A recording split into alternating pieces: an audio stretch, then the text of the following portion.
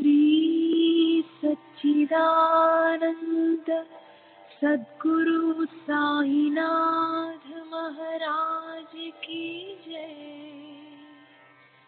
सद्गुरु श्री साईनाथुनि शरद बाबूजी की जय।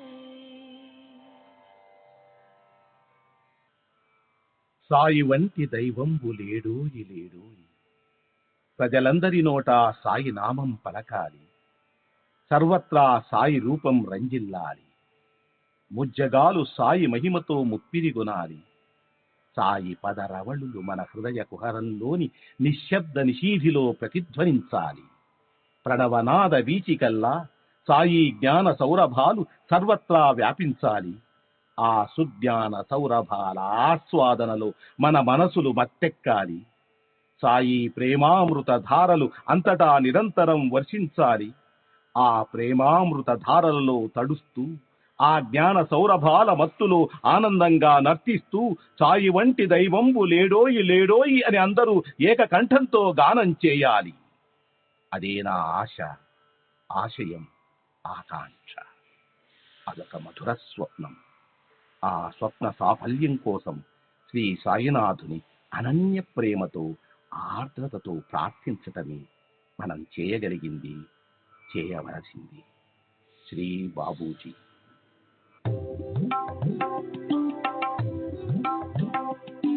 Sai Baba, Sai Baba, Sai Baba, Sai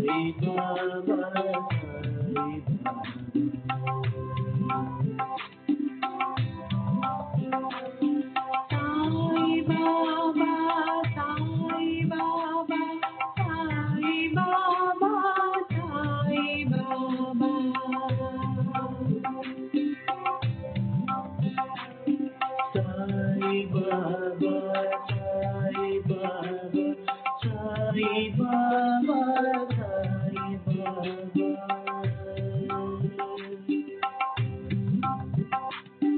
Sai Baba, Sai Baba, Sai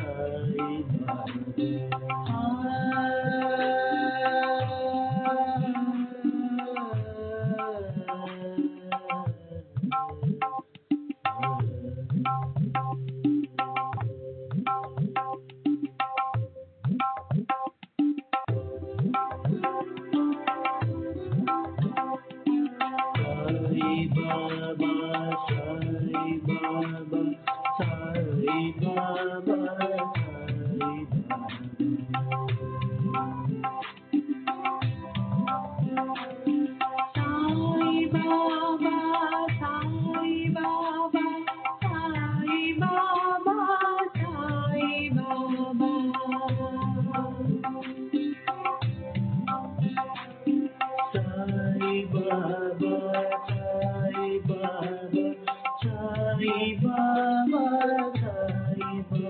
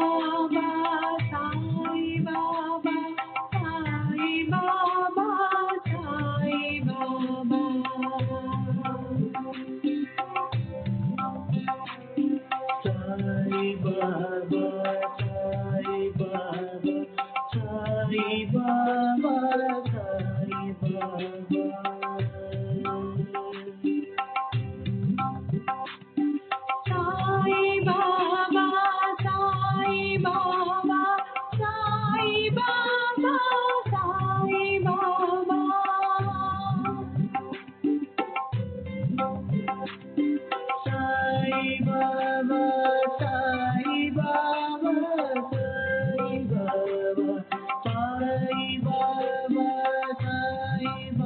Baba,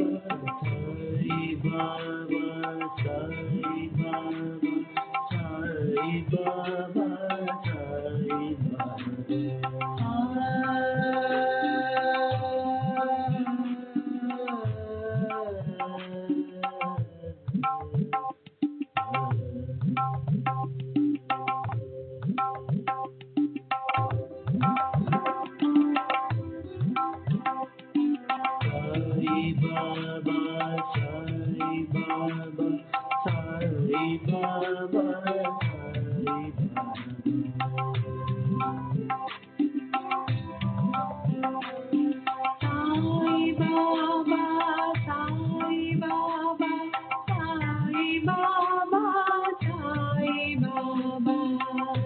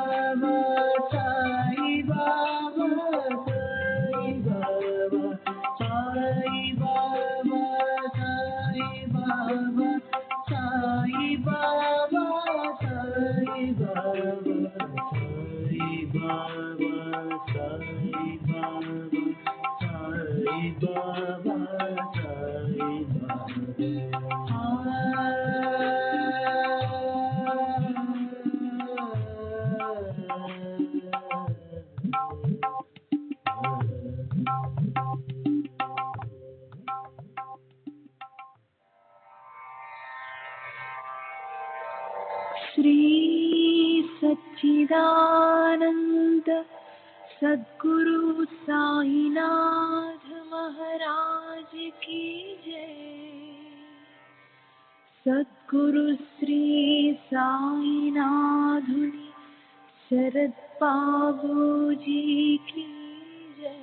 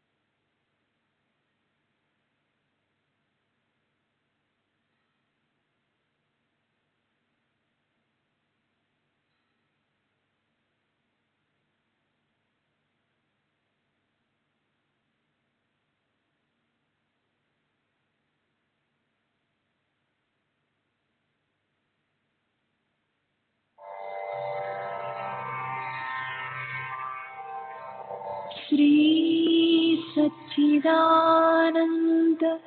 सद्गुरु साईनाथ महाराज की जय। सद्गुरु श्री साईनाथुनि शरद बाबूजी की जय।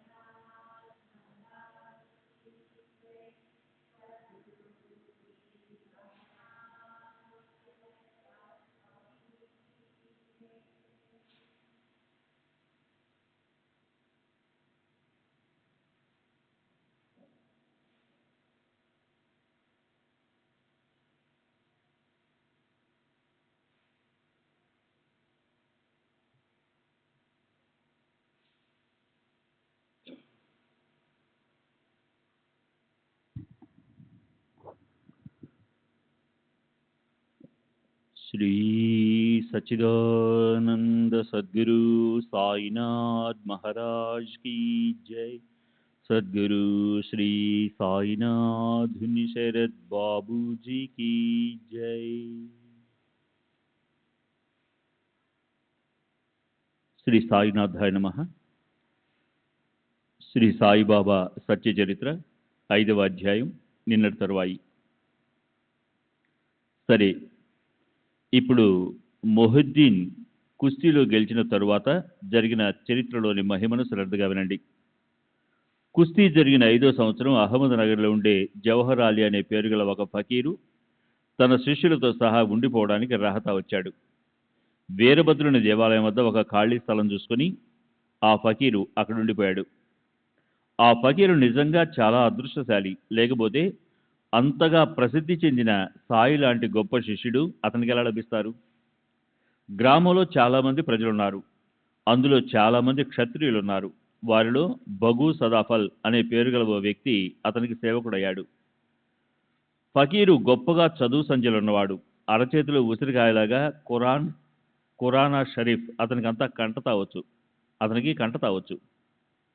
స్వార్థ పరమార్థాలను వాంఛించేవారు, భావికులు అయిన అనేక మంది ప్రజలు అతని చరణాలను ఆశ్రయించారు. ఫకీరు అక్కడ ఈద్గా అనే పేరు గల నమాజ్ చదివే స్థలం ఈద్గా నిర్మించడం ప్రారంభించాడు. కొద్ది రోజుల తర్వాత అతను వీరభద్రుడు దేవాలయాన్ని అమంగళం చేస్తున్నాడన్న నింద వచ్చి ఈద్గా నిర్మాణం ఆగిపోయింది. గ్రామస్తులు ఫకీరుని గ్రామం నుంచి తరిమేశారు. అప్పుడు అతను షిరిడి వచ్చి మసీదులో బాబా దగ్గరుండిపోయాడు. ఫకీరు ఎంతో మధురంగా మాట్లాడేవాడు. గ్రామస్తులు అతన్ని భజన చేయడం మొదలుపెట్టారు. బాబాను కూడా అతను ఏదో చేసి సమ్మోహనం చేశాడని ప్రజలు అనుకోసాగారు. అతను బాబాతో నువ్వు నా శిష్యుడివి అన్నాడు. స్వభావతః బాబా హాస్యస్ఫోరక ధోరణి గలవారు. ఆయన సరే అన్న వెంటనే అతనికి గొప్ప ఆనందం కలిగింది. బాబాను వెంట పెట్టుకుని అతను బయలుదేరాడు. బాబా లాంటి ఉత్తములు శిష్యుడిగాను, జవహరాలీ అతనికి గురువుగాను అయిపోయారు. ఇద్దరికీ రహతాలో ఉండాలన్న ఆలోచన వచ్చింది. గురువుకి శిష్యుని విశిష్టత తెలియదు, శిష్యునికి గురువు అవగుణాలు తెలుసు. అయితే శిష్యుడు అతను ఏ రకంగానూ అవమానం చేయలేదు. తన శిష్య ధర్మాన్ని పాటించాడు. గురువు నోటి నుంచి బయటకు వచ్చే మాటలను యోగ్యమైనవా అయోగ్యమైనవా అన్నది చూడకుండా వాటిని తూచా తప్పకుండా పాటించేవారు. ఆయన గురువు ఇంట్లో నీరు కూడా మోశారు. ఆ ప్రకారంగా నడిచింది బాబా గురుసేవ. షిరిడికి ఏదో ఒక సమయంలో ఆయన వస్తూ ఉండేవారు. అలా పదే పదే జరగసాగినప్పుడు ఏమైందో చూడండి. తర్వాత బాబా రహతాలోనే ఉండసాగారు. బాబా ఫకీర్కి ఎంతగానో అంటుకుపోయారు. షిరిడికి దూరమైనారనే అందరికీ అనిపించింది. గ్రామస్తులకు జవహరాలీ తన యోగ సామర్థ్యంతో సాయిబాబాను కట్టిపడేశాడని అనిపించింది. అయితే సాయిబాబా చాతుర్యం వేరుగా ఉంది. ఆయన తమ దేహాభిమానాన్ని దగ్ధం చేశారు. సాయిబాబాకు అభిమానం ఎక్కడి నుంచి వచ్చింది అని శ్రోతలు సహజంగానే తర్కం చేయవచ్చు. అయితే ఈ ఆచరణ లోకంలో ఓ ఆదర్శం నెలకొల్పడం కోసమే. ఆయన అవతరించడానికి కారణం అదే. షిరిడిలో బాబాను ప్రేమించే భక్తులకు బాబా అంటే ఎంతో ప్రాణం. వారికి బాబాకు దూరంగా ఉండడం అయోగ్యం అనిపించింది. జవహరాలీకి పూర్తిగా ఆధీనుడైన ఆయన్ని చూసి గ్రామస్తుల మనసు ఉద్విగ్నమైంది. ఆయన్ని తమ ఇచ్ఛానుసారం నడుచుకునేట్లు ఎలా చేయాలి అన్న ఆలోచనలో వారు తలమునకలైపోయారు. బంగారము దాని మెరుగు లేదా దీపము దాని వెలుగులా అయిపోయింది గురు శిష్యుల పరిస్థితి. ఆ ఇద్దరి ఐక్యత కూడా అలాగే ఉంది. అప్పుడు ఆ షిరిడీలోని భక్తులు రహతాలోని ఈద్గా దగ్గరికి వెళ్ళారు.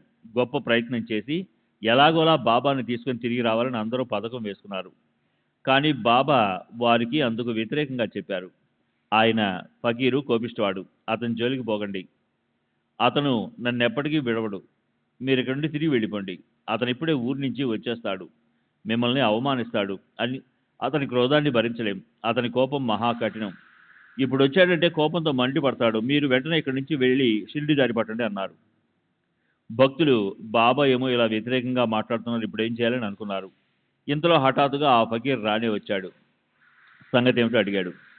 పిల్లవాడి కోసం వచ్చారా, ఏమిటి మాట్లాడుకుంటున్నారు, అతని షిరిడికి తిరిగి తీసుకెళ్లే శ్రమ పడకండి అని మొదట్లో అన్నప్పటికీ అతను గ్రామస్తులకి కొంచెం బెదిరాడు. తిరిగి తనే ఇలా అన్నాడు, పదండి, అబ్బాయిని షిరిడికి తీసుకెళ్ళండి, అతనితో పాటు నన్ను తీసుకెళ్ళండి. ఆ ప్రకారంగా ఆ ఫకీరు అందరితో కలిసి మళ్ళీ షిరిడి వచ్చేశాడు. అతను బాబాను వదిలితే ఒట్టు. బాబా కూడా అతని నుంచి దూరంగా ఉండలేకపోయారు. అది ఎలా సంభవిస్తుందో ఎవరికీ అర్థం కాలేదు. సాయి మూర్తిభవించిన పరబ్రహ్మ, అయితే జవహరాలీ భ్రమల్లో ఉన్న గుమ్మడి బండు. దేవిదాస్ అతన్ని పరీక్షించాడు. షిరిడిలో జవహరాలీ అనే గుమ్మడి బండు బద్దలైంది. దేవిదాస్ చాలా అందంగా ఉండేవాడు. అతని కళ్ళు తేజోవంతంగానూ రూపం మనోహరంగానూ ఉండేది. 10-11 ఏళ్ల వయసులో ఉన్నప్పుడు అతను మొదటిసారి షిరిడి వచ్చాడు. అలా అతను లేత వయసులో నడుముకు కేవలం కౌపీనం కట్టుకుని ఉండేవాడు. యాత్రికుడిగా వచ్చి మారుతి దేవాలయంలో దిగాడు. అప్పాబిల్, మహల్సాపతి అతని దగ్గరకు వస్తూ పోతూ ఉండేవాళ్ళు. కాశీరాం షింపి మొదలైన వాళ్ళు అతనికి వంట సరుకులు ఇస్తుండేవాళ్ళు. ఆ ప్రకారంగా అతని గొప్పతనం పెరిగింది. పెళ్లివారితో కలిసి బాబా రావడానికి 12 ఏళ్ల ముందే దేవిదాసు షిరిడికి వచ్చి ఉండసాగాడు. అప్పాబిల్కి అతను పలక మీద వ్రాయుడు నేర్పిస్తుండేవాడు. వెంకటేశ్వర స్తోత్రం చదివించి అందరి చేత కంఠస్థం చేయించేవాడు.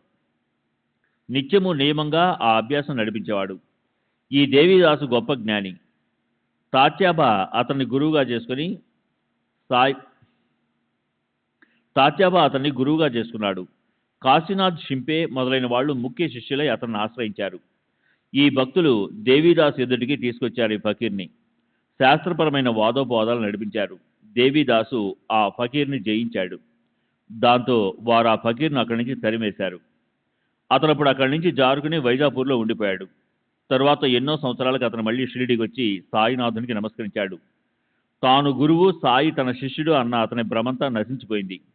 పశ్చాత్తాపంతో అతడు శుద్ధుడైనాడు. బాబా మాత్రం అతన్ని ఇదివరకులానే గౌరవించారు. శ్రీ సచ్చిదానంద సద్గురు సాయినాథ్ మహారాజ్ కీ జై. సద్గురు శ్రీ సాయినాథ్ నిశరద్ బాబూజీ కీ జై.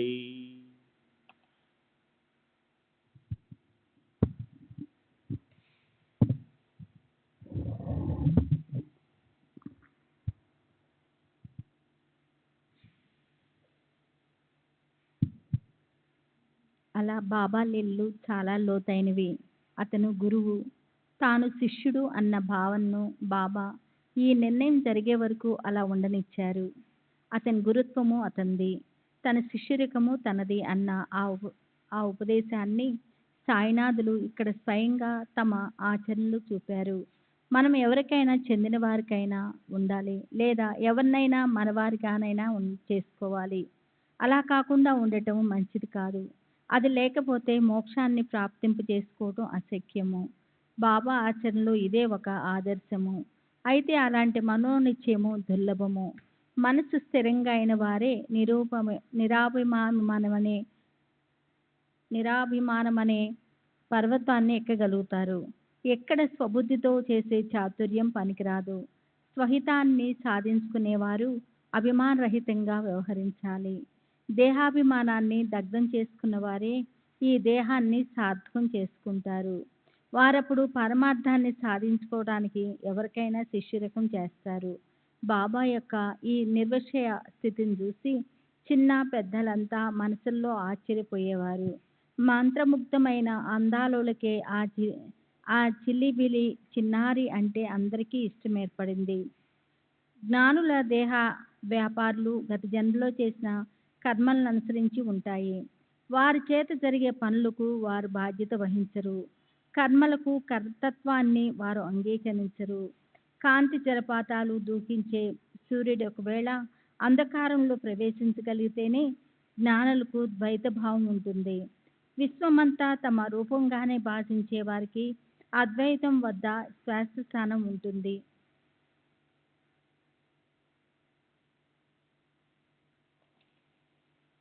ఈ గురు శిష్యుల ఆచరణ గురించి సాయినాథుల పరమశిష్యుడు మహల్సాపతి చెప్పగా నేను సంపూర్ణంగా యథాతథంగా మీకు వినిపించాను. సరే, ఇప్పుడు కథను ముగిద్దాము. దీని తర్వాత చరిత్ర దీనికన్నా కఠినమైనది. దాన్ని తగు విధంగా చెప్తాను. అది వినటానికి సావధానుల కండి.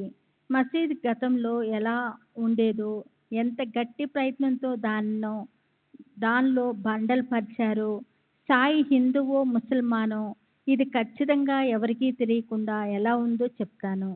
దౌతి అంటే హఠయోగ సాధనలో కడుపులోని ప్రేగులను శుద్ధం చేసే ఓ పద్ధతి. ఖండయోగాలను అంటే హఠయోగ సాధనతో శరీరాన్ని ముక్కలు ముక్కలుగా చేసి తిరిగి వాటిని కలిపే పద్ధతి. సాయి ఎలా చేస్తుండేవారో భక్తులు అనుభవించవలసిన బాధల్ని ఆయన స్వయంగా ఎలా అనుభవించేవారో ఈ విషయాలన్నీ కూడా ఎక్కడ ఏమాత్రమూ లోటు లేకుండా చక్కటి పద్ధతిలో చెప్పడం జరుగుతుంది. హేమాడ్ సాయిబాబాను శరణనున్నాడు. ఈ కథా వర్ణన ఆయన చరణా ప్రసాదమే. ఈ పుణ్యపావన కథను శ్రవణం చేయటం వల్ల సంకటాలు దూరమవుతాయి. సర్వులకి శుభమస్తు. ఆ ప్రకారంగా సజ్జనులు ప్రేరణ కలిగించిన భక్త హేమాడ్ పంత్ రచించిన శ్రీ సాయి సమర్థల సత్య చరిత్రలోని శ్రీ సాయి మళ్ళీ ప్రకటమవటం అనే పేరు గల 5వ అధ్యాయం ముగిసింది.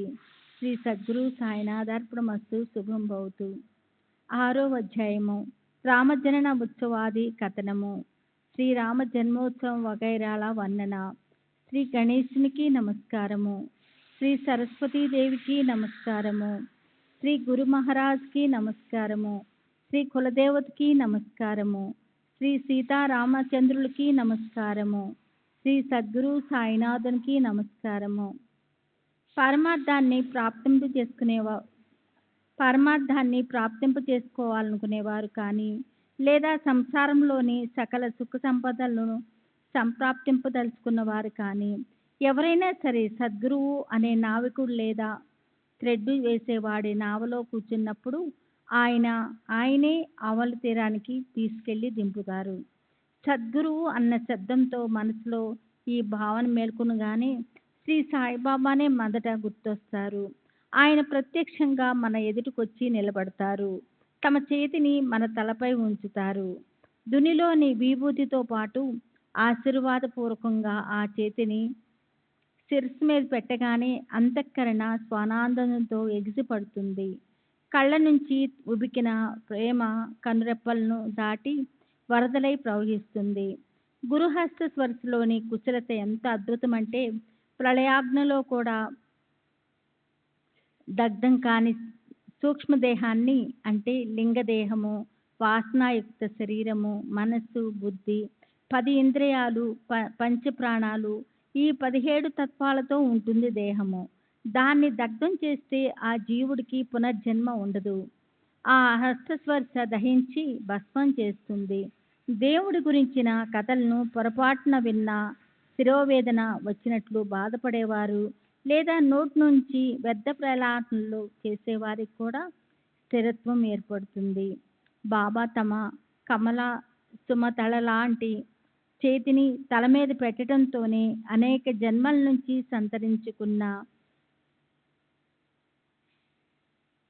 సంతరించుకుంటాం అంటే ఫలం ఇవ్వటానికి యోగ్యంగా తయారైన పాపాలు ప్రక్షాళన అయిపోయి సాయి యొక్క ప్రేమిక భక్తులు పవిత్రులవుతారు. అనురాగ అరవిందాలు వెదజల్లుతూ సౌందర్యంతో తొణికిసలాడే అందమైన బాబా రూపాన్ని చూసి కంఠము పూడుకుపోతుంది. కళ్ళ నుంచి ఆనందాశ్రువులు వెలువలై ప్రవహిస్తాయి. హృదయంలో అష్టసాత్విక భావాలు, అంటే 8 రకాలుగా ఉండే మనసు యొక్క అవస్థలు, చెమట పట్టటము, శబ్దం అవటము, దేహము రోమాంచం అవటము, కంఠం పూడుకుపోవటము, శరీరము కంపించటము, దేహము రంగు మారిపోవటము, కళ్ళ నుంచి అశ్రువులు ప్రవహించటము, స్పృహ తప్పపోవటము ప్రకటమవుతాయి. నేను అంటే అదే పరమేశ్వరుడు, సోహం అయి ఉన్నాను అనే వృత్తి మేల్కొంటుంది. స్వానందం ప్రకటన కాబడుతుంది. నేను నువ్వు అన్న భావం ఎక్కడికక్కడ కరిగిపోతుంది. ఐక్యతతో ఆ అద్వైత భావం గొప్పగా కనిపిస్తుంది. పారాయణం చేస్తున్నా, పురాణాలు చదువుతున్నా అడుగడుగునా సద్గురువే స్మృతిపదంలోకి వస్తారు. రాముడు లేక కృష్ణుడి రూపాలతో సాయిబాబాయే నటిస్తారు. తమ చరిత్రను తాము వినిపిస్తారు.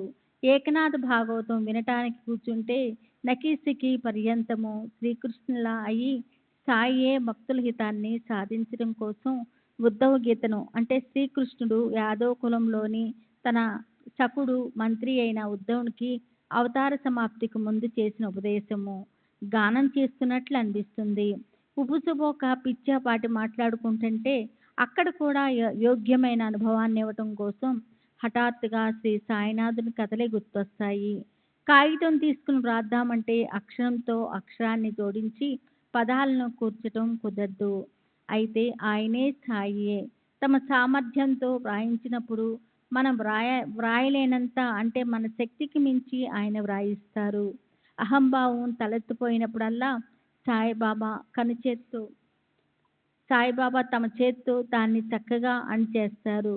శక్తిపాతం చేసి తమ సామర్థ్యాన్నిచ్చి శిష్యుణ్ణి కృతార్థుని చేస్తారు. కాయ వాచ మనస శ్రీ సాయినాథునికి సాష్టాంగం చేస్తే ధర్మార్థ కామ మోక్షాలనే 4 పురుషార్థాలు తమంతట తామే వచ్చి ఒళ్ళో వాళ్తాయి.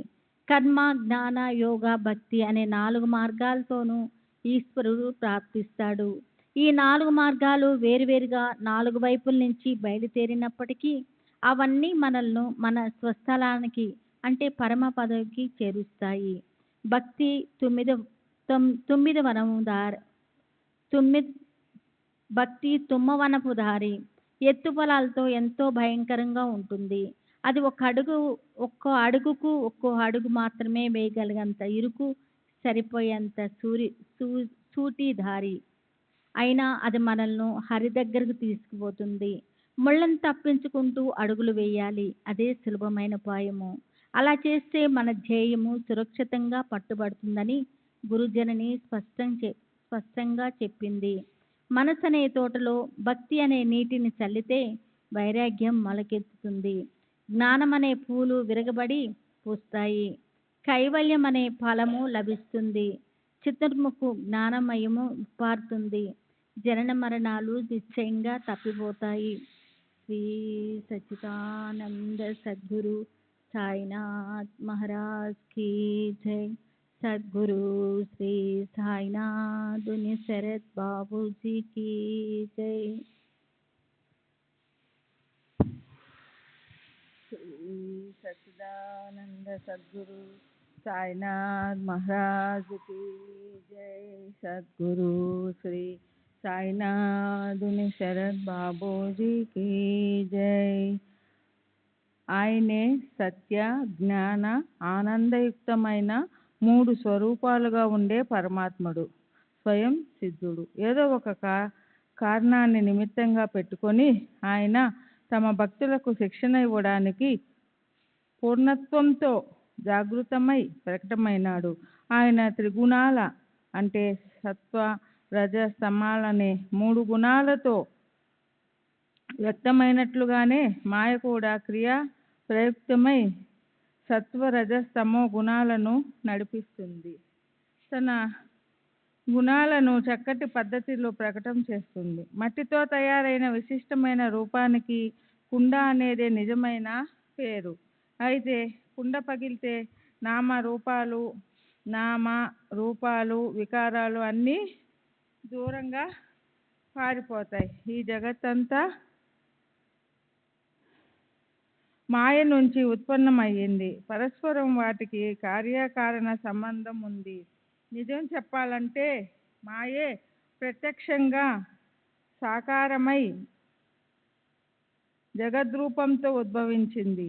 జగత్తుకి ముందు మాయ ఆకారం లేదు. పరమాత్మ స్వరూపంలో అది లీనమై ఉంటుంది. పరమ అవ్యక్తంలో కలిసిపోయి ఉంటుంది. వ్యక్తమైన అది పరమాత్మ రూపమే, అవ్యక్తంగా ఉన్న అది పరమాత్మ రూపమే. మొత్తానికి పరమాత్మ రూపమే అయి ఉన్న ఈ మాయ పరమాత్మ రూపం నుంచి అసలు భిన్నంగా ఉండదు. మాయ తమోగుణం నుంచి జడ పదార్థాలను సృష్టిస్తుంది. ఈ మొదటి క్రియ పూర్తయింది. అప్పుడు మాయ పరమాత్మ యొక్క చిద్గుణంతో కలిసి రజోగుణం నుండి 2 గుణాల స్వాభావిక ధర్మాల మధ్య చైతన్యం అనే నిధిని తెచ్చుకునేలా చేస్తుంది. తర్వాత మాయ యొక్క సత్వగుణంతో బుద్ధితత్వం ఉత్పన్నమవుతుంది. అందులో పరమాత్మ యొక్క ఆనంద గుణం మిళితమైనప్పుడు ఆట సంపూర్ణతను సంతరించుకుంటుంది. ఈ ప్రకారంగా మాయ మహావికారి అయితే ఎప్పటి వరకు అది రూపాంతరం అనే బాధను స్వీకరించదో, పైన చెప్పుకున్నట్లు పదార్థాలను ఉత్పన్నం చేయదో అప్పటి వరకు అది త్రిగుణాలతో అవ్యక్తంగా ఉంటుంది. గుణాలను అనుసరించడం అనే అలాంటి క్రియను చేయకుండా మాయ అవ్యక్తం కాదు. అది క్రియారహిత ధోరణితో ఉన్నంత వరకు అది అవ్యక్తంగా ఉండగలుగుతుంది. అది తెలుసుకోవాలి. మొత్తానికి మాయ ఈశ్వరుడి కార్యం. సర్వం కలిందం బ్రహ్మ. కనిపించేదంతా బ్రహ్మే అనే తత్వం మూడింటి యొక్క ఐక్యతే అయి ఉంది. అలాంటి ఐక్యత యొక్క అనుభవాన్ని నిశ్చయంగా ప్రాప్తింప చేసుకోవాలి అని మనసులో గొప్ప కోరిక ఉన్నవారు వేద శాస్త్రాలను అభ్యసించాలి. ఈ వేద శాస్త్రాలు, శృతి, స్మృతులు సారా విచారం చేయగల శక్తిని గురువు వేదాంతము అనే మాటల అనుభవాన్ని, పరమానందాన్ని ఇస్తాయి. మజీయ భక్తాంచే ధామి అన్న వస్త్రాంశ నహి కమి. నా భక్తుల ఇళ్లలో అన్న వస్త్రాలకు లోటుండదు అని శ్రీ సాయి అభయమివ్వడం ఆయన భక్తులకు ఎప్పటికీ గుర్తుంటుంది. అనన్యంగా నన్ను భజించే వారి నిత్యము మనసారా నన్ను సేవించే వారి యోగక్షేమాలు నేనే చూస్తాను. ఇది నా వ్రతం అనేది భగవద్గీత వచనం. ఈ భగవద్గీత వచనాన్ని ప్రమాణంగా తీసుకోమని శ్రీ సాయి చెప్పేవారు. భక్తులకు అన్న వస్త్రాల కొరత ఉండదు. వాటి కోసం వ్యర్థంగా ప్రాణాన్ని వెచ్చించకండి. లౌకికంలో మానవమానాలు లోభాన్ని వదిలేయండి. దేవుడి ద్వారం దగ్గర గౌరవాన్ని పొందండి. దైవం ముందు చేయి చాపండి. దైవ ప్రసాదాన్ని పొందండి. లోకులు ప్రశంసాపూర్వకంగా తలలూపగానే దాంతోనే తనని తాను మర్చిపోవాలా? ఆరాధ్య దైవం లేదా గురువు యొక్క అంతఃకరణం ద్రవించి కరిగిపోయి ఆయన దేహం స్వేదంతో తడిసి ముద్దైపోవాలి. అదే ధ్యేయం కావాలి. ఆ ధ్యేయమే మధురం అనిపించాలి. ఇంద్రియాలన్నిటికీ భక్తితో పిచ్చి పట్టాలి. ఇంద్రియాల క్షుద్బాధ వృత్తికి భక్తి అనే చిగురులు తొడగాలి. అప్పుడు ఎంత చమత్కారం జరుగుతుంది. సదా సర్వదా అలాంటి భజనే జరుగుగాక. ఇతరలేవి కూడా ఇష్టమనిపించుకుండుగాక. మనసు నా నామస్మరణలో లీనమవుగాక. మిగతా అన్ని విషయాలను మర్చిపోవుగాక. అంటే దేహ గేహ విత్తాల గురించిన గుర్తు మిగులుకుందుగాక. చిత్తం పరమానందంతో చేతులు కలుపుగాక. మనసు నిశ్చయంగా తటస్థమై పరమశాంతికి పుట్టినిల్లై తృప్తిని గెలుచుకోవాలి. సత్సంగం చేసినట్లు గుర్తేమిటంటే వృత్తికి సంతృప్తి కలగాలి. అనేక చోట్ల పరిభ్రమిస్తున్న మనసుని లీనమైందని ఎలా అనగలం? కనుక శ్రోతలు లక్ష్యం పెట్టి శ్రద్ధతో తర్వాత వర్ణనను వినాలి. ఈ సాయి చరిత్రను వినడంతో మహాప్రవృత్తి భక్తి వైపు మొగ్గుతుంది. కథ వినడం వల్ల ఆనందం లభిస్తుంది. చంచలమైన మనసుకి విశ్రాంతి లభిస్తుంది. అశాంతి అంతరార్థమైపోతుంది. అత్యంతిక సుఖం ఆప్యాయంగా అలింగనమిస్తుంది. శ్రీ సచ్చిదానంద సద్గురు సాయినాథ్ మహారాజ్ కీ జై. సద్గురు శ్రీ సాయినాథుని శరత్ బాబూజీ కీ.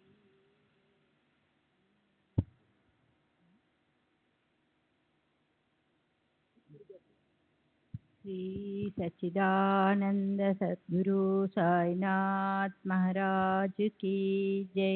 సద్గురు శ్రీ సాయినాథుని శరత్ బాబూజీ కీ జై. ఇప్పుడు గతంలో మసీది జీర్ణోద్ధరణ అనుసంధానంతో రామజనన కథా సంకీర్తన విషయం గురించిన వర్ణనను ముందుకు నడిపిద్దాం. గోపాలగుండు అనే ఒక భక్తుడు ఉండేవాడు. అతనికి బాబా అంటే చాలా భక్తి.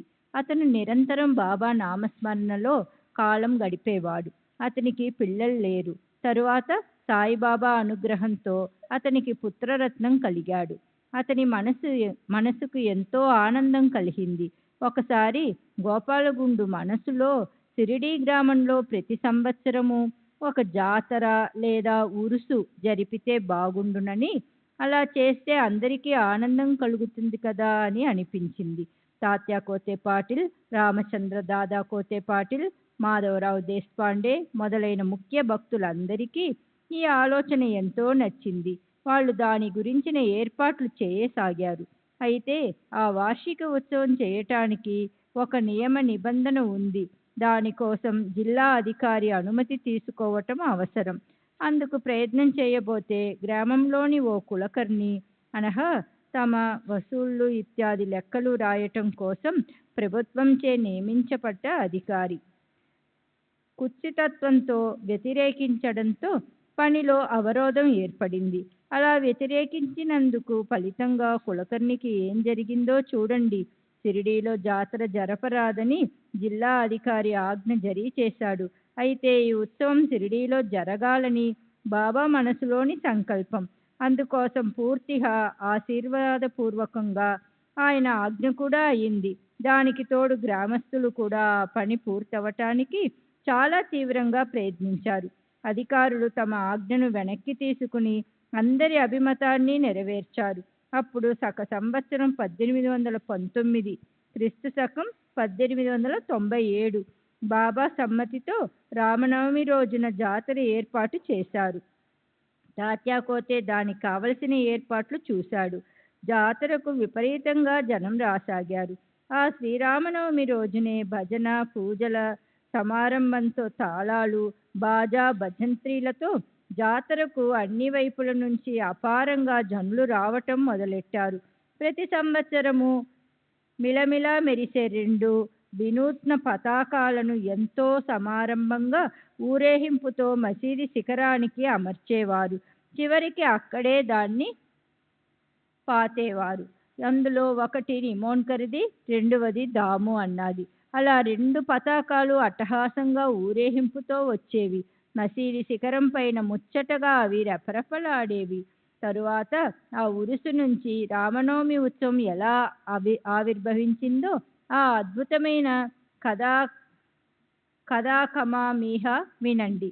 ఆ రామనవమి ఉత్సవం అంటే ఆత్మానందాన్ని ఇవ్వగల షిరిడీ గ్రామం యొక్క మాన సన్మానమే. సంవత్సరం 1833 అనగా క్రీస్తు శకం 1911లో రామనవమి మొదటిసారిగా జరిగింది. అది ఉరుసు నుంచి ఉద్భవించింది. అప్పటి నుంచి అది నిరాటంకంగా అలా సాగిపోతూనే ఉంది. ప్రఖ్యాతి చెందిన కీర్తిశేషులు కృష్ణ జాహేశ్వర్ భీష్మ హృదయం నుంచి ఈ భావన ఉదయించింది. రామ జన్మోత్సవాన్ని మొదలెట్టాలి, అది అందరికీ హితకరమవుతుంది అన్న ఆలోచన ఇతనికే వచ్చింది. అప్పటి వరకు కేవలం ఉరుసు ఉత్సవమే గొప్పగా జరుగుతుండేది. దాని నుంచే పవిత్రమైన ఈ రామనవమి ఉత్సవం ఆ సంవత్సరం ఉదయించింది. ఒకసారి వాడాలో భీష్మ ప్రశాంత చిత్తంతో కూర్చుని ఉన్నప్పుడు కాకా మహాజని పూజా సామాగ్రితో మసీదుకి వెళ్లేందుకు సిద్ధమైనాడు. మనసులో ఓ పక్క సాయి దర్శనం చేసుకోవాలనే కోరిక, దాంతోపాటు ఉరుసు ఉత్సవం మీద సరదాతో కాకా ఆ ఉత్సవం కోసం ఓ రోజు ముందే షిరిడీకి వచ్చేశాడు. మంచి సమయం చూసుకుని భీష్మ కాకాని, నా మనసుకి ఓ మంచి ఆలోచన వచ్చింది, నాతో సహకరిస్తావా? ఇక్కడ ప్రతి సంవత్సరము ఉరుసు జరుగుతుంది కదా, రామనవమి కూడా అదే రోజు వస్తుంది. రామ జన్మోత్సవం జరుపుకోవటానికి ఈ అవకాశం అనాయాసంగా వచ్చినట్లే కదూ. కాకా మహాజనికి ఈ ఆలోచన నచ్చింది. బాబా అనుమతి తీసుకో, ఆయన అనుమతి మీదే అన్నీ ఆధారపడి ఉన్నాయి. పని జరగటానికి ఇక ఆలస్యమేమీ ఉండదు అన్నాడు అతను. అయితే మరి ఉత్సవానికి హరికథ అవసరం కదా అన్న ప్రశ్న తలెత్తింది. ఆ పల్లెటూళ్ళలో హరిదాసు అనగా కీర్తనకారుడు ఎక్కడా దొరకలేదు.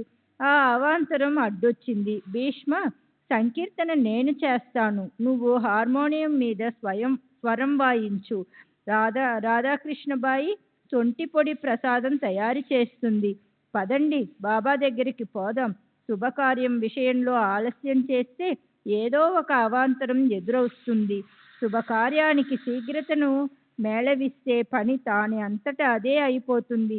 పద, మనమిప్పుడు హరికథా సంకీర్తన చేయటానికి అనుమతి తీసుకునేందుకు వెళదామనుకుని వాళ్ళిద్దరూ వెంటనే మసీదుకి వచ్చేశారు. కాకా పూజ ప్రారంభించగానే బాబానే ఇలా అడిగారు, వాడాలో ఏం జరుగుతుంది? కానీ కాకాకి ఆ ప్రశ్న అర్థం కాలేదు. అప్పుడు వెంటనే బాబా అదే ప్రశ్నను మరో రకంగా భీష్మను అడిగారు. ఏమిటి, పెద్ద మనిషి ఏమంటున్నాడు అన్నాడు కాకా. అప్పుడు కాకాకి గుర్తొచ్చింది. అతను తన మనసులోని ఆలోచనను చెప్పాడు. బాబా మనసుకి ఆ ఆలోచన నచ్చింది. ఉత్సవం చేయాలని నిశ్చయమైపోయింది. మర్నాడు ఉదయాన్నే బాబా లెండికి వెళ్ళడం చూసి సభామండపంలో ఊయల కట్టి సంకీర్తన ఏర్పాట్లు మొదలుపెట్టారు. తరువాత సరిగ్గా సమయానికి శ్రోతలు కూడా వచ్చేశారు. బాబా కూడా లెండి నుండి వచ్చేశారు. కాకా హార్మోనియం ముందుకు వచ్చి కూర్చున్నాడు. ఇంతలో బాబా అతన్ని పిలిపించారు. బాబా మిమ్మల్ని పిలుస్తున్నారు అన్న మాటలు వినగనే కాకా గుండె గుబేలమంది. ఏమై ఉంటుంది, ఏం జరిగిందో తెలియటం లేదు. కీర్తన రసాభాస కాదు కదా. బాబా పిలుపు విన్న కాకాకి పై ప్రాణాలు పైనే పోయాయి. బాబాకి కోపం ఎందుకొచ్చింది? సంకీర్తన అసలు నిరాటంకంగా సాగుతుందా? కాక తడబడుతూ మొరాయించే అడుగుల్ని ముందుకేస్తూ వెనక్కి తిరిగి చూస్తూ భయం భయంగా మసీది మెట్లు ఎక్కసాగాడు. అడుగులు భారంగా నడుస్తున్నాయి. కాక బాగా చింతాగ్రస్తుడైపోయాడు. బాబా అతన్ని ఇలా అడిగారు, ఆ ఉయ్యాల ఎందుకు కట్టారు ఇక్కడ? కాక జరిగిన కథా ఉత్సవం చేయాలన్న ఆలోచన వివరంగా చెప్పాడు. అది విని బాబా ఆనందించారు. తరువాత బాబా అక్కడే సమీపంలో ఉన్న నింబారు నుండి, అనగా గూడు, ఓ అందమైన పూలదండ తీసి కాకా మెళ్ళో వేశారు. మరొకటి భీష్మ కోసం కూడా ఇచ్చారు. ఊయలు గురించి బాబా ప్రశ్నించినప్పుడు అందరిలో గొప్ప చింత ఉత్పన్నమైంది. అయితే ఆ దండ అతని మెళ్ళో పడగానే అందరి చింత ఆనవాలు లేకుండా పారిపోయింది. శ్రీ సచ్చిదానంద సద్గురు సాయినాథ్ మహారాజ్ కీ జై. సద్గురు శ్రీ సాయినాథుని శరత్ బాబూజీ కీ జై. శ్రీ సచ్చిదానంద సద్గురు సాయినాథ్ మహారాజ్ కీ జై. సద్గురు శ్రీ సాయినాథుని శరత్ బాబూజీ కీ జై. అసలే భీష్మ బహుశ్రుతుడు, అనేక విషయాల మీద పుష్కళంగా జ్ఞానం ఉండటం, వివిధ కథ పారంగతుడు కాబట్టి హరికథా సంకీర్తన రసభరితంగా అయింది. శ్రోతల ఆనందం పొంగి నింగి అంచులు దాటింది. బాబా ముఖంలో కూడా ప్రసన్నత చిందులేసింది.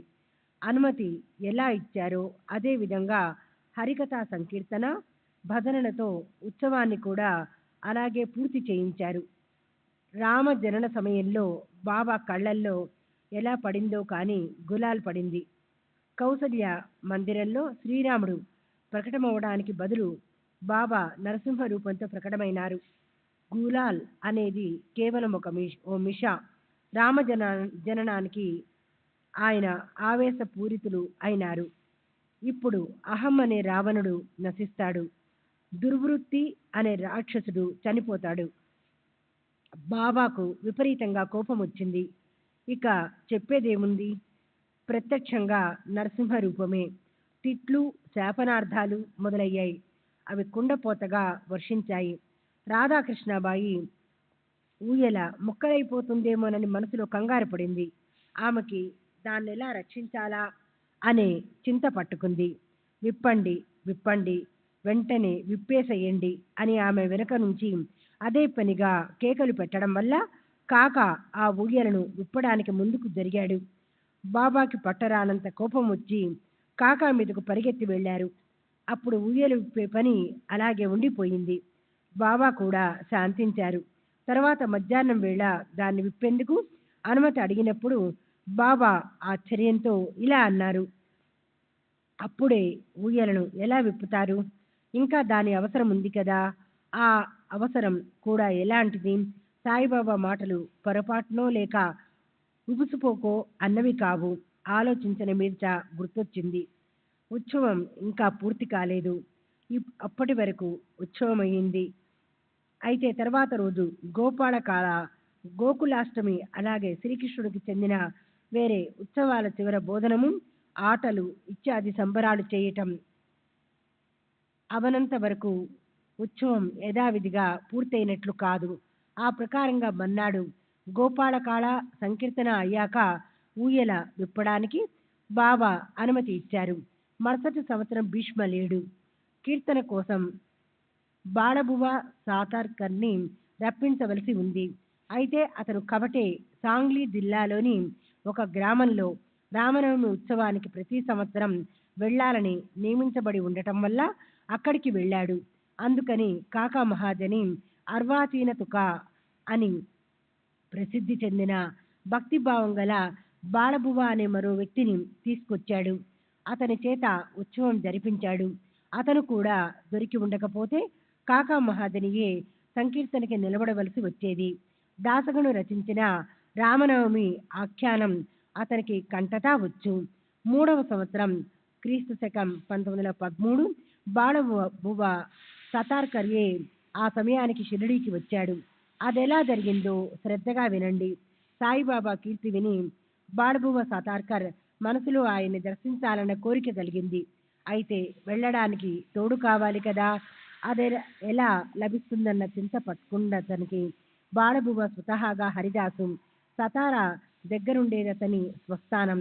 అయితే అప్పుడు అతను ముంబైలోని పరల్ అన్న చోట ఉన్నాడు. సతారా ప్రస్తుతం సాంగ్లీ జిల్లాలో బిర్హడ్ సిద్ధకవటి అనే పేరు గల దేవస్థానం ఒకటి ఉంది. బాలబువ్వ అక్కడ రామనవమికి ప్రతి ఏటా హరికథ చెప్పేవాడు. ఆషాఢ ఏకాదశి, చైత్ర మాసంలోని శ్రీరామనవమి ఈ రెండు వార్షిక ఉత్సవాలతోనూ బాలబువ్వకి సంబంధం ఉంది. రాజశాసన పత్రం ప్రకారం దేవుడి ఖర్చు నిమిత్తం 124 రూపాయలు ప్రభుత్వం నుంచి మంజూరు కాబడేది. సరే, ఆ రెండు ఉత్సవాల కోసం బాలబువ్వకిచ్చే సంభావన 30 రూపాయలు ఉండేది. అయితే ఆ ఏడాది కవటే గ్రామంలో కలరా వచ్చి గ్రామస్తులకు కఠిన పరిస్థితి వచ్చింది. గ్రామం ఖాళీ అయిపోయింది. శ్రీరామనవమి ఉత్సవం ఆగిపోయింది. ఆ ఉత్సవానికి మరుసటి సంవత్సరం రమ్మని బువ్వాకి ఉత్తరం వచ్చింది.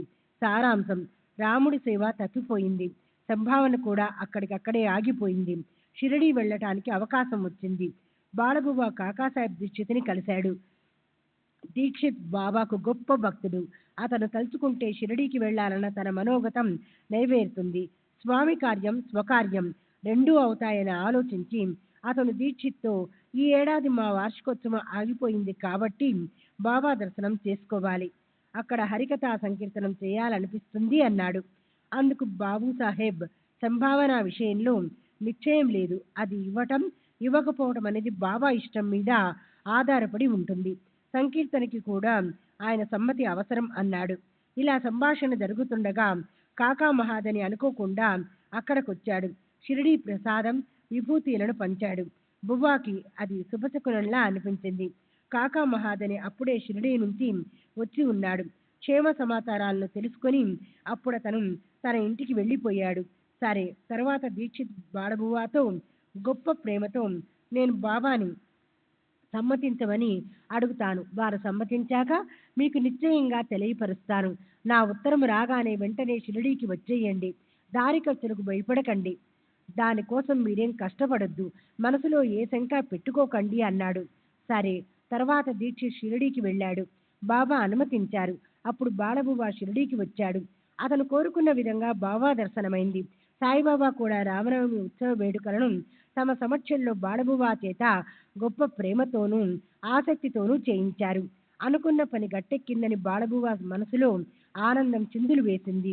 సాయిబాబా కూడా ప్రసన్న చిత్తులైనారు. అందరి ఆకాంక్ష ఆశించినంత మేరకు నెరవేరింది.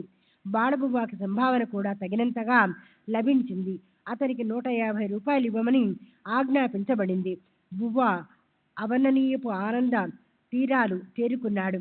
కవచ్చాలో 5 సంవత్సరాలకు లభించేంత డబ్బు బాబా ఒక్క ఉత్సవంలోనే ఇచ్చారు. మరి బాలబువ్వకి అపారంగా ఆనందం కలగకుండా ఎలా ఉంటుంది? అతను బాబాకు కృతజ్ఞతలు చెప్పుకున్నాడు. సరే, తర్వాత క్రీస్తు శకం 1913 తర్వాత ఒకరోజు దాసగను షిరిడీ వచ్చాడు.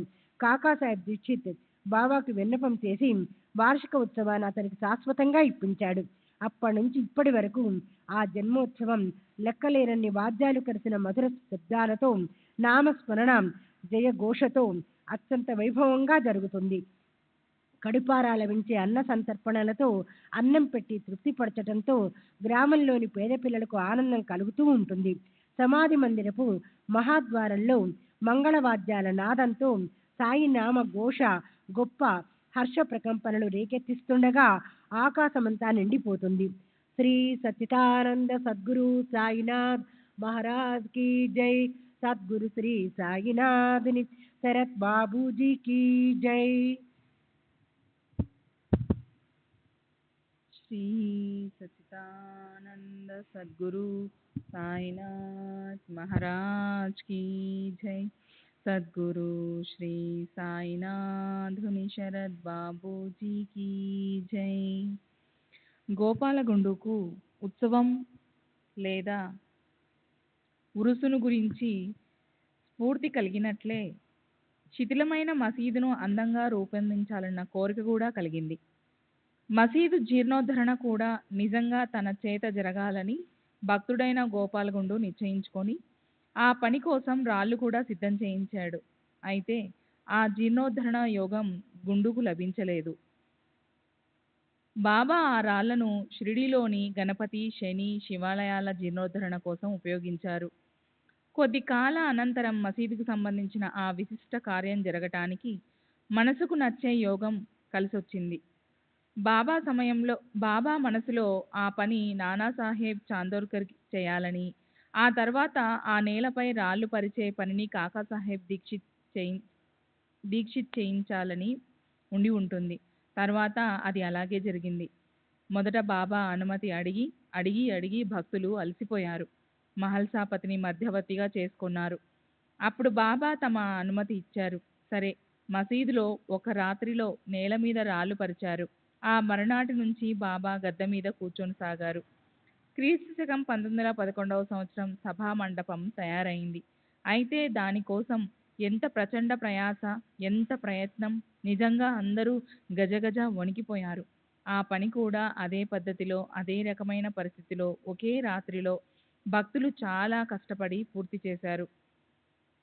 వాళ్ళు రాత్రిపూట ఎంతో ప్రయత్నంతో స్తంభాలను భూమిలో పాతటం, వాటిని పొద్దున్నే బాబా పీకేయటం, భక్తులు మళ్ళీ అదును చూసుకొని దానిలో రాళ్ళు వేసి నింపటం, ఈ ప్రకారంగా భక్తులంతా అలసిపోయారు.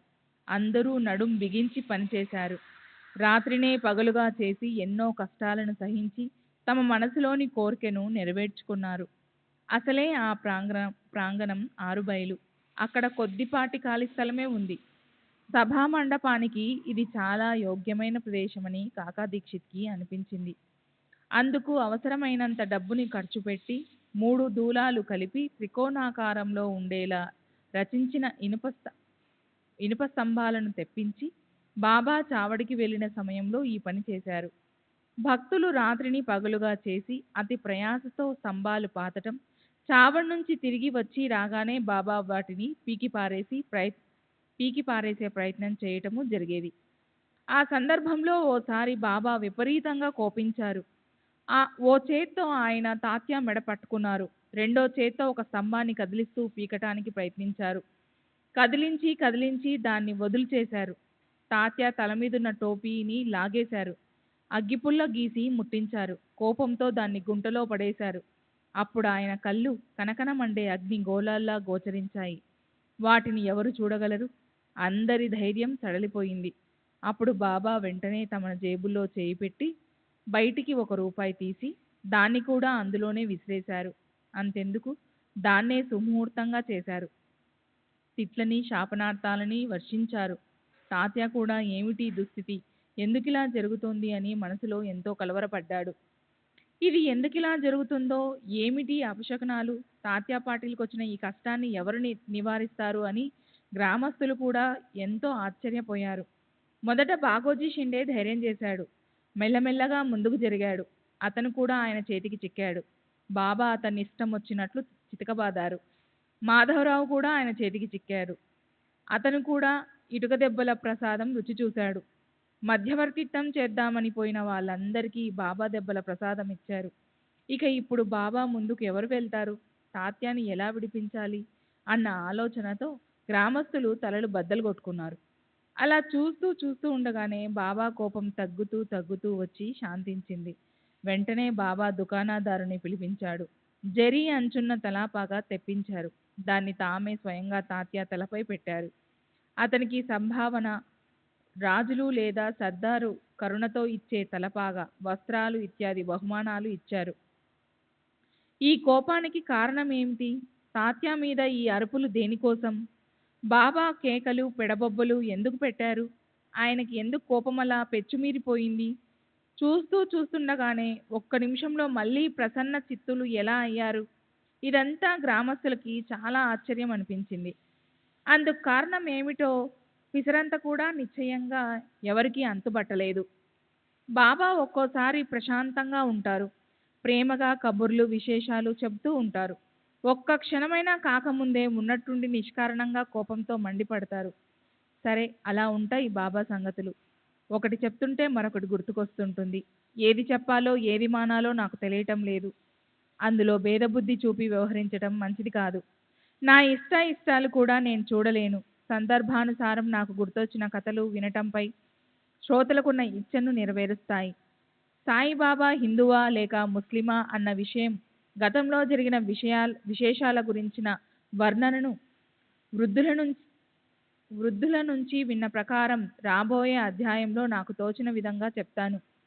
దక్షిణ మిషతో డబ్బు తీసుకొని దాన్ని మందిర జీర్ణోద్ధరణ కోసం బాబా ఎలా ఖర్చు పెడతారో, ధౌతి ఖండాలుగా చేసి శరీరాన్ని ఎలా స్వాధీనం చేసుకుంటారో, ఇతరుల కోసం ఎలా శ్రమపడతారో, భక్తుల సంకటాలను ఎలా తప్పిస్తారో అదంతా రాబోయే అధ్యాయంలో స్పష్టమవుతాయి. శ్రోతలకు సంతోషం కలుగుతుంది. సర్వులకి శుభమస్తు. ఈ ప్రకారంగా సాధు సత్పురుషులు ప్రేరణ చేసి భక్త హేమన్ పంత్ రచించిన శ్రీ సాయి సమర్థుల సచ్చరిత్రలోని రామజనన ఉత్సవాది కథనం అనే పేరుగల 6వ అధ్యాయం ముగిసింది. శ్రీ సద్గురు సాయినాథ నమస్తు. శుభం భవతు. శ్రీ సచ్చిదానంద సద్గురు సాయినాథ్ మహారాజ్ కీ జై. సద్గురు శ్రీ సాయినాథుని శరద్ బాబూజీ కీ జై. వివిధ కథల నిరూపణ, రకరకాల విశేషాలు వర్ణన. శ్రీ గణేశునికి నమస్కారం, శ్రీ సరస్వతీదేవికి నమస్కారం, శ్రీ గురు మహారాజ్కి నమస్కారం, శ్రీ కులదేవతకి నమస్కారం, శ్రీ సీత శ్రీరామచంద్రులకి నమస్కారం, శ్రీ సద్గురు సాయినాథునికి నమస్కారం. ఇప్పుడు ఇంతకు ముందు చెప్పిన కథను అనుసంధానం చేసుకుంటూ దాన్ని మనసులోకి తెచ్చుకుందాం. దేవాలయాల జీర్ణోద్ధరణ అంటే బాబాకెంతో ఇష్టం. ఇతరులకి ఉపకారం చేసే విషయంలో ఆయన ఎంతో కష్టపడేవారు. తమ భక్తులను ఎంతో బాగా చూసుకునేవారు. తమ దేహాన్ని శ్రమ పెట్టుకునేవారు. భక్తుల దుఃఖాన్ని కూడా సహించేవారు.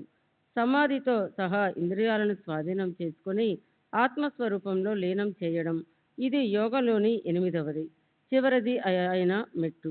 ధౌతి ఖండయోగం మొదలైన ప్రయోగాలు చేసేవారు. చేతులు పాదాలు తల వేరుగా చేసి తరువాత వాటిని మునుపట్లాగానే కలిపేసేవారు. ఆయన్ని హిందువు అందామా అంటే ఆయన ముస్లింలా కనిపించేవారు. ముస్లిం అని అందామా అంటే చక్కని గుణాలతో యుక్తుడైన హిందువులా అనిపించేవారు. అలాంటి ఆ సాధారణ అవతారాన్ని ఏ విద్వాంసుడు మాత్రం వర్ణించగలడు?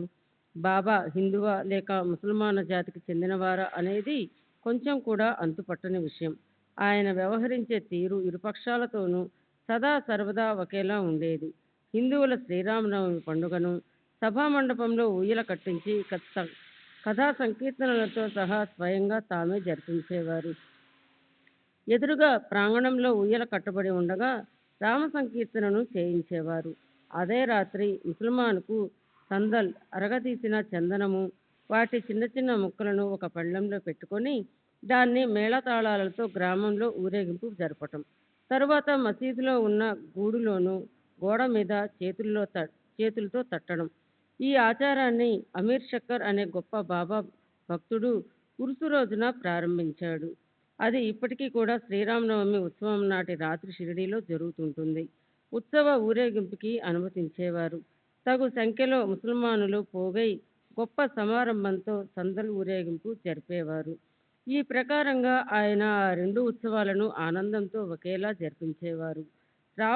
రామనవమికి రోజు వచ్చిందంటే కుస్తీలు పెట్టించేసి గుర్రాలు, కంకణాలు, తలపాగాలను భారీగా బహుమతులుగా ఇచ్చేవారు. గోకులాష్టమి పండుగ వచ్చిందంటే గోపాలకాల జరిపించేవారు. గోకులాష్టమి ఉత్సవం ఇంకా ఇతర ఉత్సవాల చివర భోజనాలు, ఆటలు మొదలైన వాటిని సమారంభంతో చేయటం.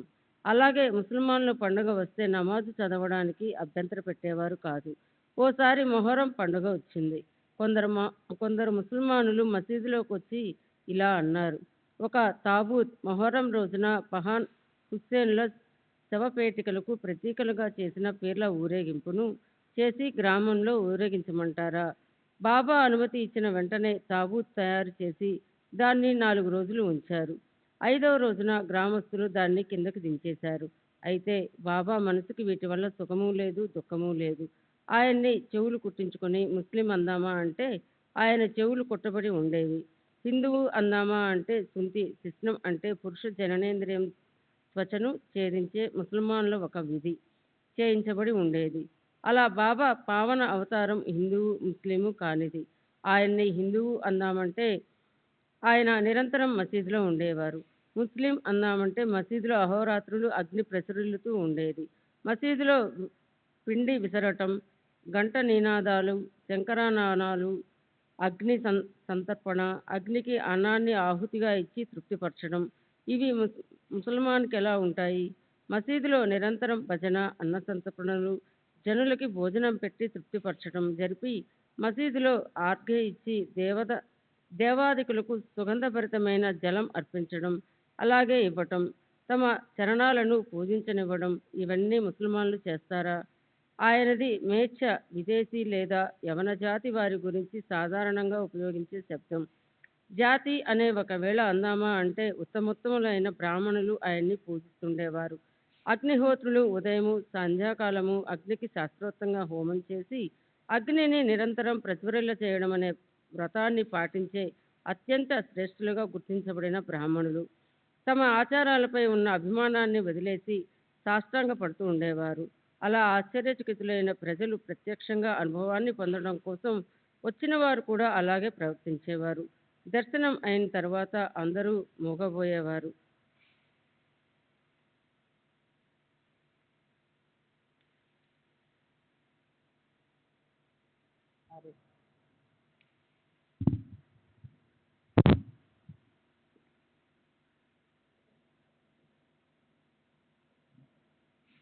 అదే నిరంతరం శ్రీహరిని శరణన్న వారిని హిందువు అనో లేదా ముసల్మాన్ అనో ఎలా అనగలం? ఆయన శూద్రులు కానీ అతిశూద్రులు కానీ లేదా జాతి లేని వారు కానీ అయితే మాత్రం ఏం? జాతి అనేది అనుమాత్రం కూడా కులమానం కాదు.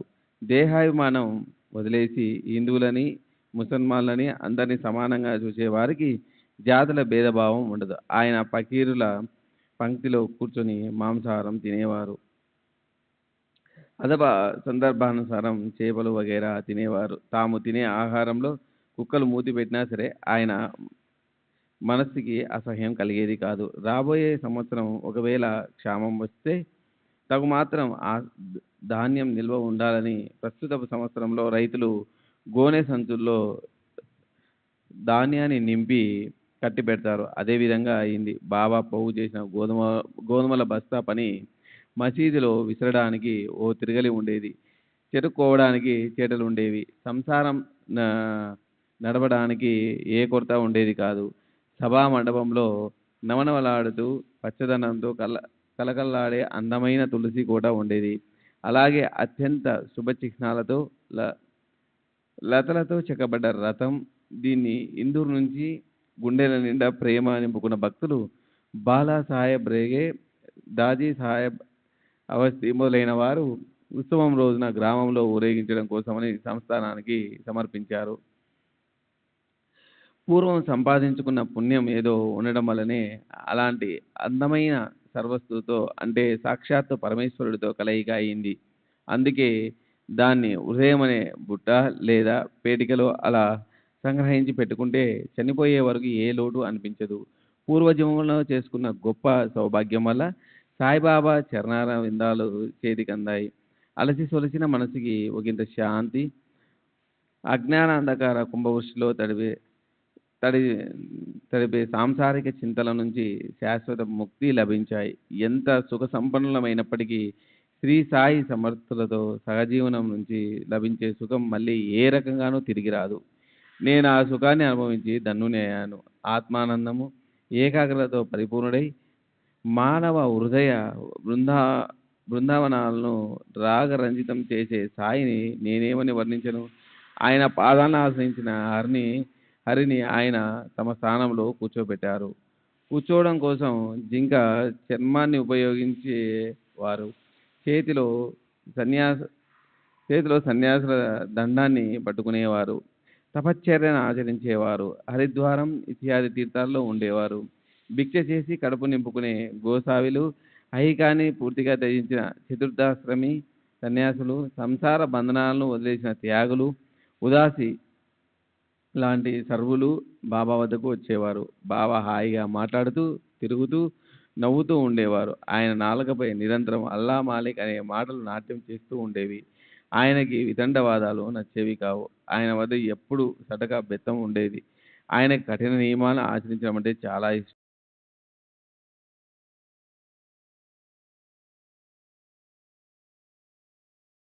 వారు. శ్రీ సచిదానంద సద్గురు సాయినాథ్ महाराज की जय. सद्गुरु श्री साईनाथ शरद बाबू जी की जय.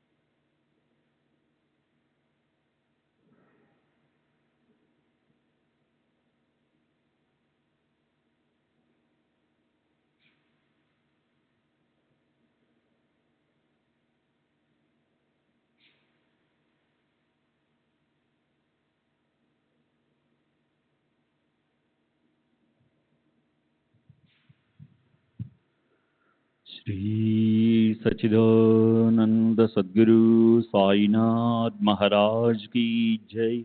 सद्गुरु श्री साईनाथ शरद बाबू जी की जय. साई रहम नजर करना, बच्चों का पालन करना. साई रहम नजर करना, बच्चों का पालन करना.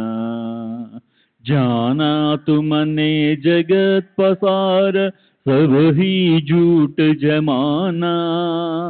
जाना तुमने जगत पसार, सब ही झूठ जमाना. साई रहम नजर करना, बच्चों का पालन करना. साई रहम नजर करना, बच्चों का पालन करना. मैं अंधा हूँ बंदा आपका, मुझसे पद दिखलाना. मैं अंधा हूँ बंदा आपका, मुझसे पद दिखलाना. साई रहम नजर करना, बच्चों का पालन करना. साई रहम नजर करना, बच्चों का पालन करना. दास गणों कहे अब क्या बोलूं, थक गई मेरी रसना. दास गणों कहे अब क्या बोलूं, थक गई मेरी रसना. साई रहम नजर करना, बच्चों का पालन करना. साई रहम नजर करना, बच्चों का पालन करना, रहमो नजर करो अब मोरे साई, तुम बिना नहीं मुझे माँ बाप भाई, रहमो नजर करो मैं आंधा हूँ बंदा तुम्हारा, मैं आंधा हूँ बंदा तुम्हारा, मैं ना जानू ना जानू मैं ना जानू अल्लाह इलाही, रहमो नजर करो रहमो नजर करो अब मोरे साई, तुम बिना नहीं मुझे माँ बाप भाई, रहमो नजर करो काली जमाना मैंने गमाया, काली जमाना मैंने गमाया, साथी आखिर का साथी आखिर का साथी आखिर का, तुम बिना कोई, रहमो नजर करो रहमो नजर करो अब मोरे साई, तुम बिना नहीं मुझे माँ बाप भाई, रहमो नजर करो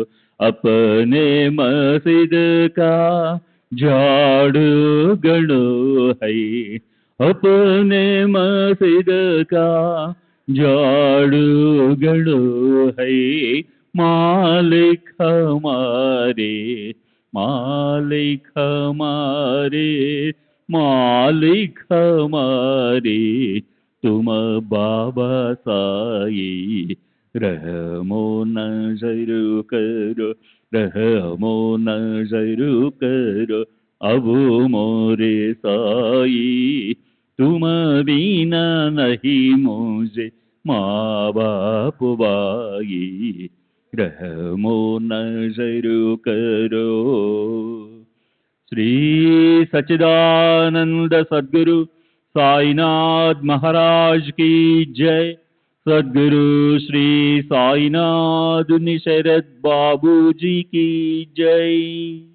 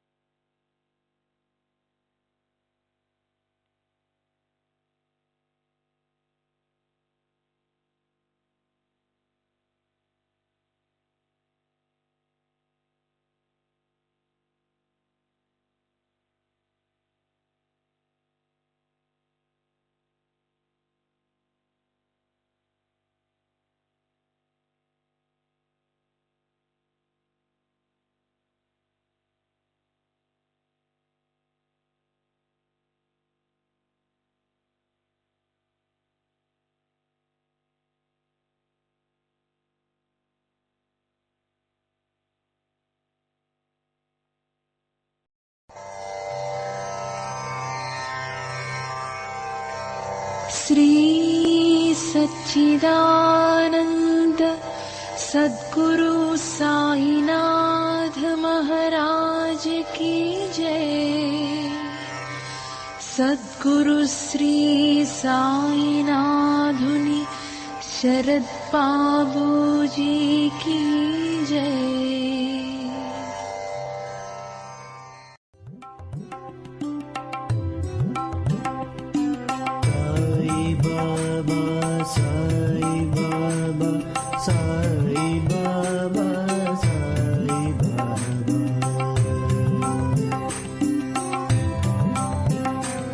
साई